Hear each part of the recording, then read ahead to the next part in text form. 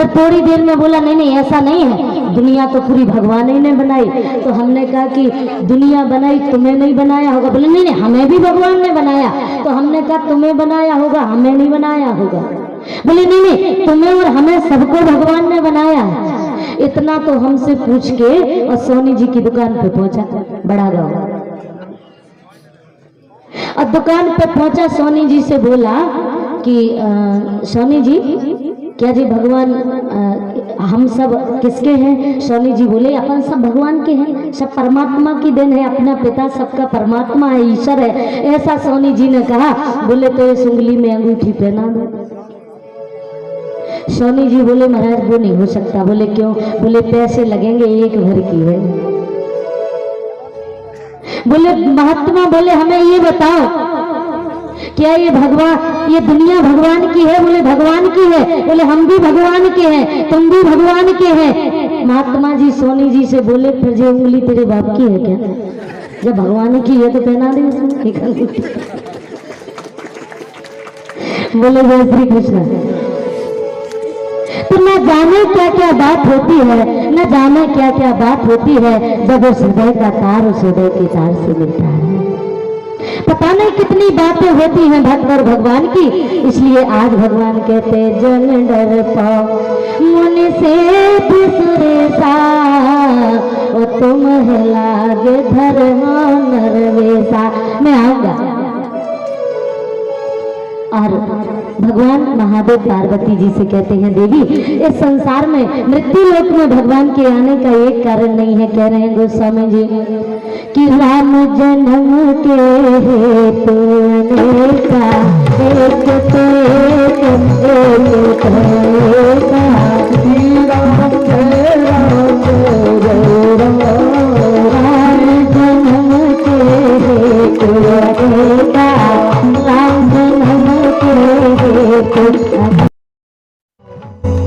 बोले भगवान के जन्म के एक कारण नहीं है।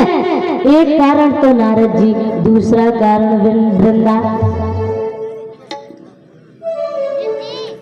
अब बोले एक कारण जो मैं तुम्हें सुनाने जा रहा हूं, एक कारण नहीं है। भगवान की धरती पर आने के कई कारण हैं, लेकिन देवी एक कारण हम तुम्हें सुना रहे हैं। प्रतिष्ठानपुर के राजा। अच्छा ये बताओ प्रयागराज कितने लोग गए हैं? इतने लोगों में से बस इतने लोग गए हैं, बहुत कम लोग गए हैं। लगभग बहुत लोग गए होंगे। प्रयागराज से थोड़ी सी दूरी पर एक नगर है प्रतिष्ठानपुर। और प्रयागराज इलाहाबाद कहेंगे तो वो समझ जाएंगे, प्रयागराज में कम समझ रहे हैं। बोले जय श्री कृष्ण। तो प्रयागराज के पास एक नगर है प्रतिष्ठानपुर। और प्रतिष्ठानपुर के राजा हुआ करते थे राजा उत्तान, महाराज मनु, जिनकी पत्नी का नाम शत्रुता। बोले स्वयंभू मनु अरे शत्रुता जिनते भई नर श्रेष्ठी अनुपा। वो महाराज मनु और शत्रुपा अपने राज्य में रह रहे हैं। उस समय वो राजा हैं और अपनी प्रजा की अच्छी सेवा करते हैं। अपनी प्रजा को ना दैविक ना भौतिक किसी प्रकार से परेशान नहीं करते हैं। प्रजा की अच्छी सेवा कर रहे हैं। पुत्र भी बहुत आज्ञाकारी है। कैसा? राजा उत्तानपाद उनके पुत्र हैं, आज्ञाकारी पुत्र है। लेकिन फिर भी एक दिन वटवृक्ष के नीचे बैठे बैठे रो रहे हैं। बहुत ध्यान से सुनना। वटवृक्ष के नीचे बैठे हुए रो रहे हैं। कभी ज्यादा रोने का मन करे, कोई ज्यादा परेशान कर दे तो किसी के सामने मत रोना, किसी से चिपक के मत रोना। अगर ज्यादा ही लगे तो पेड़ से चिपक करके रो लेना। ऊर्जा का संचार होता है, ऊर्जा मिलती है। आज महाराज मनु वटवृक्ष से लिपट के रो रहे हैं। 4-5 नगरी के लोग पहुंचे और उन्होंने हाथ जोड़कर कहा राजन हम आपकी प्रजा हैं, क्या हमसे कोई ऐसी भूल हो गई है जिस कारण आप रो रहे हैं? क्या बात हो गई? हम लोगों ने कोई परेशानी दी इसलिए आप रो रहे हैं? राजा महाराज मनु ने कहा, नहीं नहीं, ऐसी कोई बात नहीं है।